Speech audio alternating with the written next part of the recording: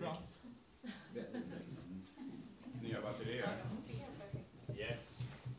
Så ni behöver inte titta på biten, ni kan bara titta på den här stilen.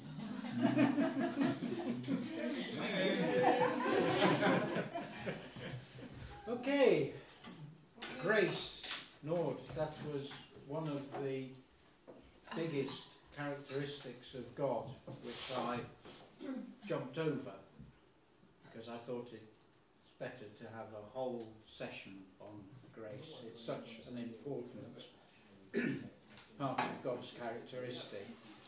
I think we all know the song Amazing Grace, and it was written by a guy called John Newton. John Newton, he was born in London in 1725, came from a sailing family. He gave up Christianity when he was in his teenage, and he joined the Navy. But he was a bad boy. He hated the Navy and they hated him. He was beaten several times, locked up. And one day the Navy ship he was on, was in a harbour where there was also a slave trading ship. And his captain went and negotiated with the captain of the slave trading ship and swapped people. They put John Newton on the slave ship and took some of the slave crew on the naval ship because his captain just wanted to get rid of John Newton. He then went through several adventures. He was actually treated as a slave himself for a long time, but eventually he managed to get his own ship and he became a slave trader. And he was doing a route which, for me, I've lived in a town in England called Bristol, and Bristol is a very rich city, and it was built on the wealth from slave trading, mainly tobacco, because the slave ships used to take goods from England and then they would sail to Africa and trade the goods from England for slaves, then take the slaves across to the West Indies, and then they would bring tobacco from the West Indies back to Bristol. So it was a triangular route, and Bristol became rich with tobacco. And John Newton, he was a very rough slave trader. He apparently regularly raped the women, the slave women. So he was not a nice person.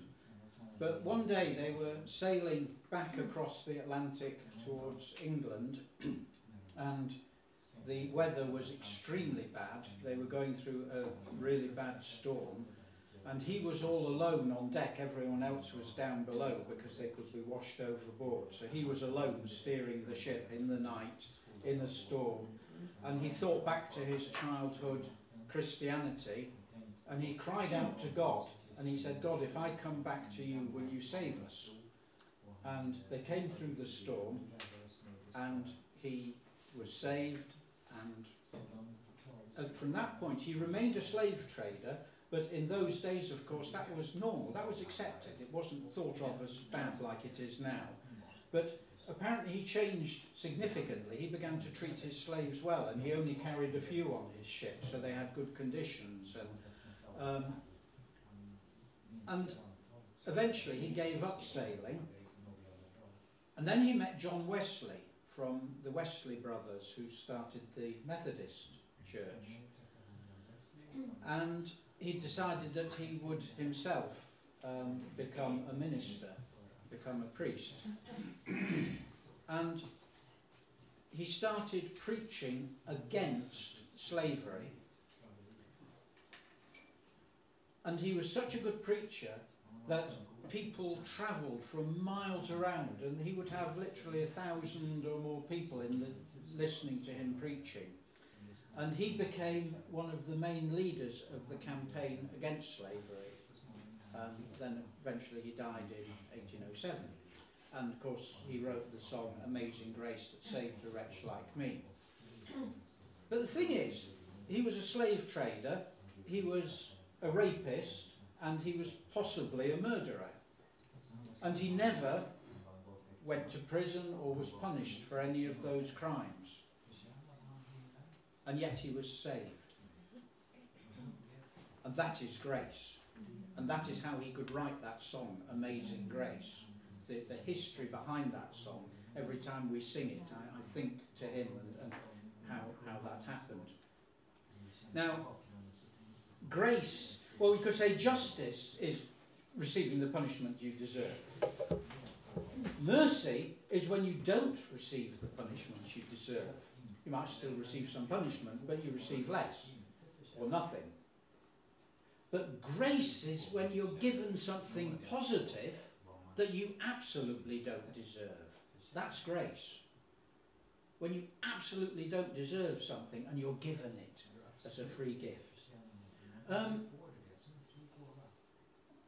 There was once a meeting of Christians in England, I think, I don't know, in the 1930s or something, I can't remember the dates, but anyway, it was a meeting and they were having a discussion, like in the coffee room here, fika room, and they were having a discussion as to what was unique about Christianity.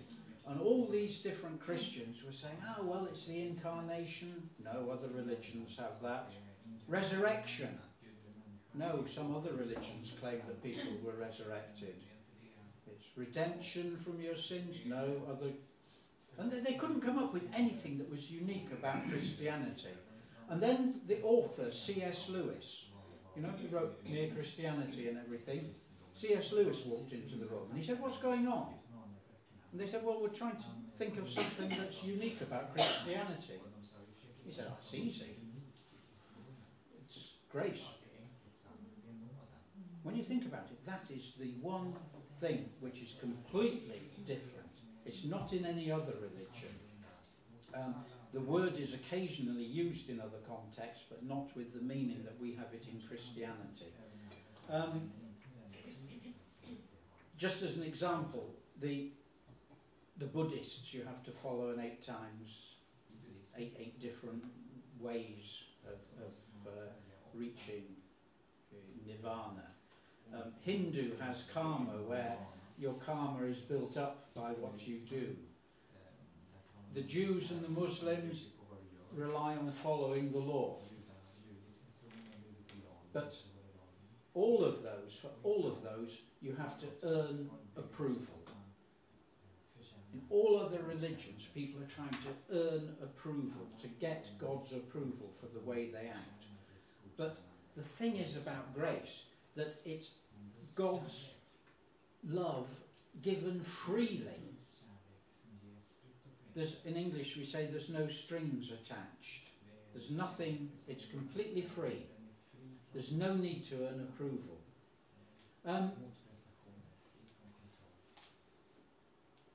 A nice example of grace, I think, a little story around it. This is a very good book actually, which is called What's So Amazing About Grace. And it's quite a challenging book. And he's got lots of little stories, and this, whether it's I don't know if it's a true story or not, it doesn't matter. It's a little parable. And it's about a businessman in America, and he decided that people these days like a lot of adventure travel. So he thought, wouldn't it be good if we could have a trip where people go on holiday to the 7 wonders of the world? But then, of course, when he began to investigate, they don't exist anymore, except what was called the Hanging Gardens of Babylon. That's meant to be what they looked like. They weren't really hanging, they were terraces. And the Hanging Gardens of Babylon are in Iran. Sorry, Iraq. What's modern day Iraq. So he went to one of these, I don't know what you call them in Swedish, but a venture capitalist. These people who will invest money. They will risk their money. So he went to this venture capitalist and said, I need $1 million to start my business. And this venture capitalist gave him the $1 million, and he calculated that after 4 trips he would have covered a lot of the expenses, and then he could start repaying the loan. And he had a good business plan. Everything was going according to plan. He booked the hotels, he booked the airline flights, he had everything, the buses, he paid up front. And then Saddam Hussein invaded Kuwait. So Iraq was closed. Bang. He'd lost all his money. He'd no money behind him. And he went round and round in his mind, how on earth I can't ever repay $1 million. He thought, I can get another mortgage on my house. That was nothing compared to $1 million. And he eventually said, look, I've got to go and speak to this guy, and I'll promise to pay him $5,000 every month for the rest of my life. And he realised that wouldn't even cover the interest on $1 million. So he thought, I'm finished. And he went to this venture capitalist and he started to tell him, and then he started to say, now look, I've got this plan to repay you. And it says here, the venture capitalist holds up a hand to interrupt him. He says, wait, what nonsense are you talking about? Repayment? Don't be silly. I'm a speculator. I take risks. I win some, I lose some. I knew your plan was risky. It's not your fault that there was a war. You took the contract and just tore it up. Finished. That's grace. That's what God does to us. We build up this enormous debt. And we go to God and say, we don't know what we can do. He just rips it up. Doesn't matter. I love you. It's over. And that is so unique to God. When you look in Luke chapter 15 has 3 parables, and they're all similar. And there's the lost sheep, the lost coin, and the lost son. And in each of those, there's a sense of loss. There's this thrill of coming back, of finding the coin, of finding the sheep, of the son returning. And then there's celebration to follow. And that's how it is with God. There's a sense of loss when we walk away from him, when we disappoint him. But then there's the thrill of the return, and then there's celebration in heaven.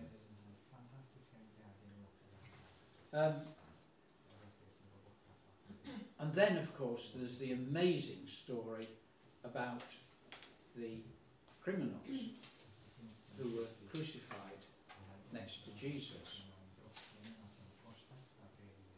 2 other men were also led out with him to be executed. And when they came to the place called the Skull, they crucified him along with the criminals, one on the right and one on his left. And one of the criminals hurled insults at him. Aren't you the Christ? Save yourself. And us. But the other criminal rebuked him. Don't you fear God? He said, since you're under the same sentence, we are punished justly. We're getting what our deeds deserve, but this man has done nothing wrong.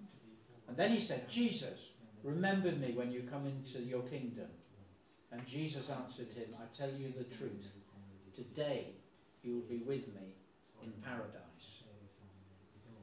Now, many people A lot of Christians love to judge, which we said we shouldn't do, other Christians, and we say, you know, I'm not very sure if they're really saved or not. You know, they've got some funny ideas and haven't really seen, don't know if they said the sinner's prayer, and, you know, I don't really know whether they're saved or not. Well, what about this guy? He converted entirely out of fear. I mean, come on, let's face it, he was nailed to a cross. He was about to die. He would never have chance to study the Bible. You know, we can't baptise you until you've been through this course and that course, and you've studied this, and we've indoctrinated you. No. He'd never attend the synagogue or anything, and he would never have any chance to make amends. But Jesus just said, yeah, you'll be with me in paradise. I mean, basically, what did he say to Jesus? He said, help. And Jesus said, yeah, okay. That's grace. It's amazing. You know, it's incredible. So, you know, sorry, I've skipped one. You know, what must we do to get to heaven? Most people say to get to heaven, we've got to be good. But grace simply says we've got to say help. Help. That's all. Because we'll never be properly good. Hopefully when we become Christians we get a little bit better, hopefully. But never properly good. So grace means that there's nothing that we can do to make God love us more. It also means that there's nothing we can do to make God love us less. And that's very important. Now, we can upset God. We can make him angry. My children used to really upset me. They used to make me really furious. I don't have perfect children like Elsa and Lars and others. But I never stopped loving them. And that's the point. We can upset God, but we can never stop him loving us. And we can't make him love us more.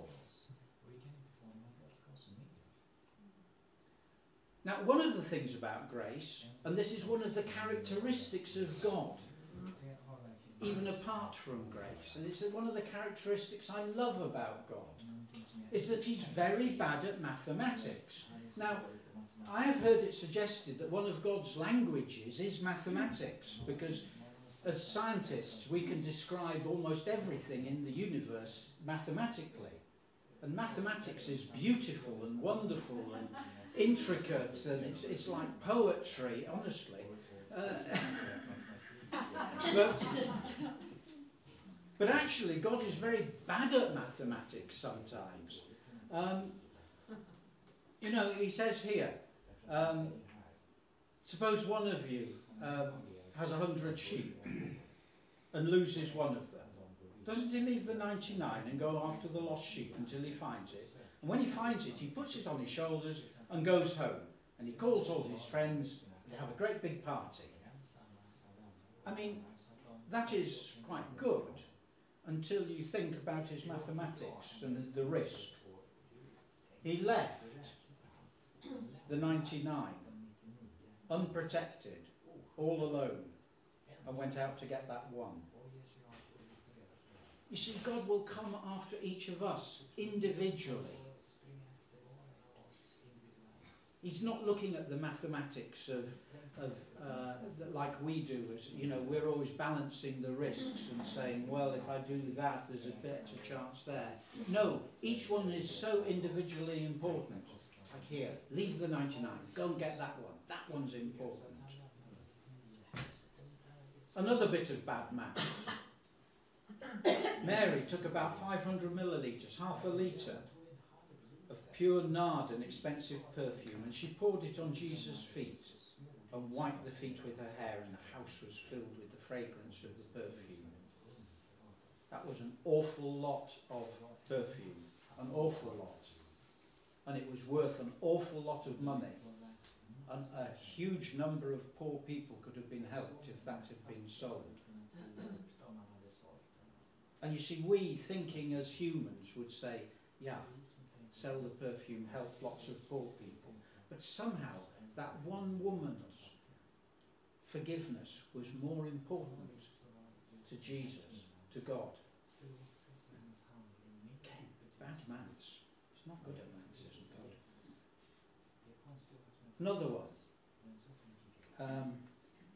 This is the one where all the rich people came chucking their money in the church collection, in the synagogue. So many came by and put in large amounts of money, and then a poor widow came in and put in 2 tiny copper coins. And calling his disciples to him, Jesus said, I tell you the truth, this poor widow has put in more than all the others. They all gave out of their wealth, but she, out of her poverty, put in everything she had to live on. Now, that's very good. We love that story, and we all can see the point of it. That when you give something that really costs you, that actually counts for much more. But from a worldly point of view, what do you think all those big givers thought when they were listening to Jesus? If they were standing around and they, you know, imagine you'd come along and you'd put in a large amount of money, and you hear someone saying, that guy didn't put in much, she put in much more. You see, God thinks differently to us. His way of thinking is sort of all round the other way. And then the one that I really love, and it's a long one this, but I'll skip through it. The kingdom of heaven is like the landowner who went in the morning to hire men to work in his vineyard. So he took some men and agreed how much to pay them, and in they came. Then he went out a bit later and grabbed some more men. Do you want some work? Yes, oh, come on. Then he went out later, got some more men. And even in the afternoon he went out and got some more men. And just before it was time to finish work, he even brought some in. And then at the end of the day, he paid them all exactly the same. And those who'd worked all day complained. Well, wouldn't you? I mean, seriously, you know. I used to be a member, well, I still am a member of a trades union, you know, and we're always fighting for our rights and the pay, and that I shouldn't be paid more than that one. You know, that's the way we are as humans. But not for God. He simply said, it's up to me how much I pay. He said, I paid you, the ones who started early, what you agreed to work for. You agreed to work for that amount, I've paid it to you. If I want to pay somebody else the same amount, that's up to me. It's another way of thinking. Now, you know, from the point of view of being a boss, that it was a pretty terrible way. You know, what motivation is there for the workers? But you see, with God, he's thinking all the time about the individual. And each individual he treats separately. And this is part of grace. He doesn't lump us all together. He looks at every individual and says, this is for you, just for you. It's specially for you. So, in a way, you could say that God's maths is unfair. It's annoyingly unfair.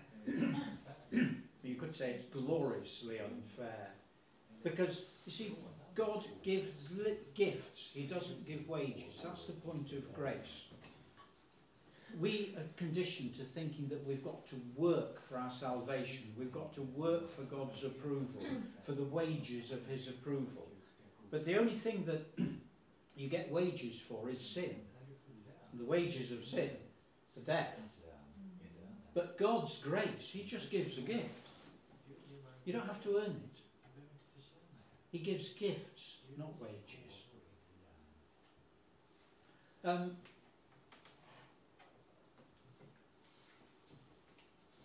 A guy I love is Desmond Tutu.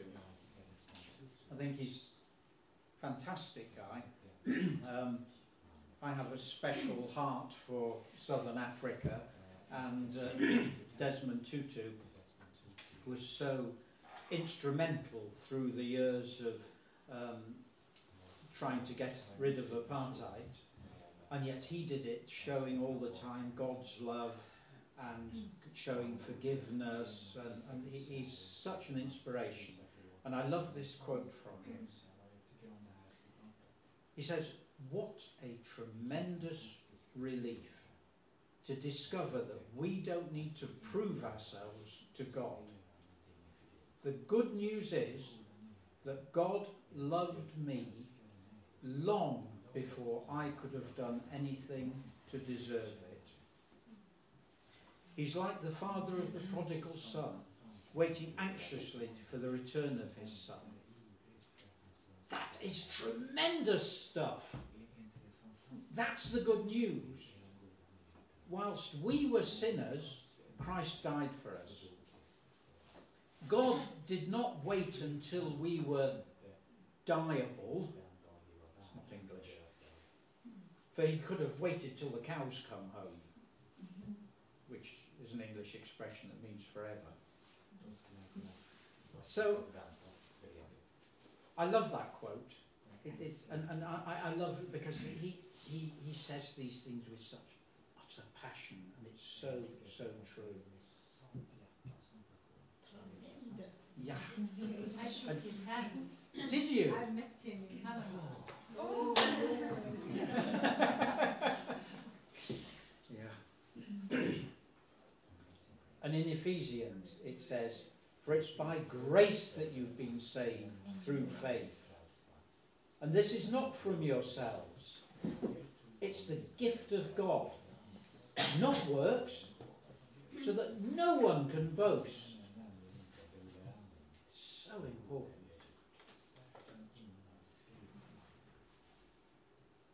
Another side of grace is forgiveness.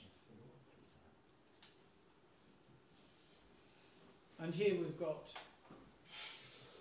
when Peter came to Jesus and said, "Lord, how many times shall I forgive my brother when he sins against me?"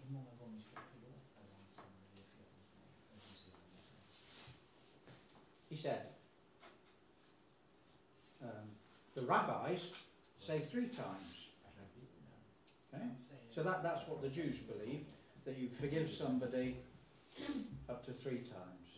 So Peter thought he was being clever, and he thought, "I know Jesus, we've got to forgive a bit more." So Peter said, 7 times? He thought he was being clever there, and Jesus answered, "No, 70 times 7. Now, I am 100% certain that Jesus didn't actually mean 70 times 7. He was just meaning lots and lots. You just forgive. You just keep forgiving. And that, we all love that story. But how often do we really act it out in our lives? Forgiveness is really difficult. It's easy when it's something small. You know, somebody said something to upset you, and then they apologise the next day and say, "Oh, I didn't mean it." You say, "Oh, it's all right." But when somebody's really done something very serious to hurt you, it's very difficult to forgive. But if you're a good Christian, you struggle through and you forgive. And then they do it again.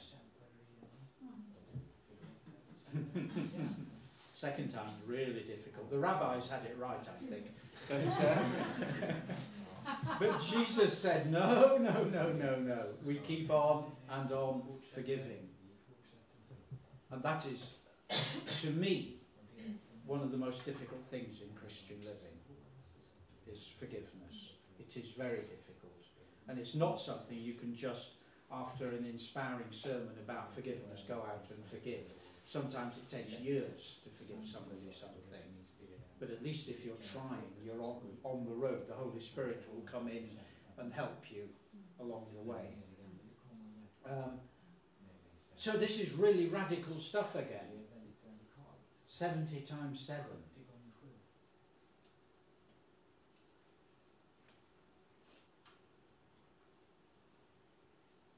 You see, the world's wisdom is different.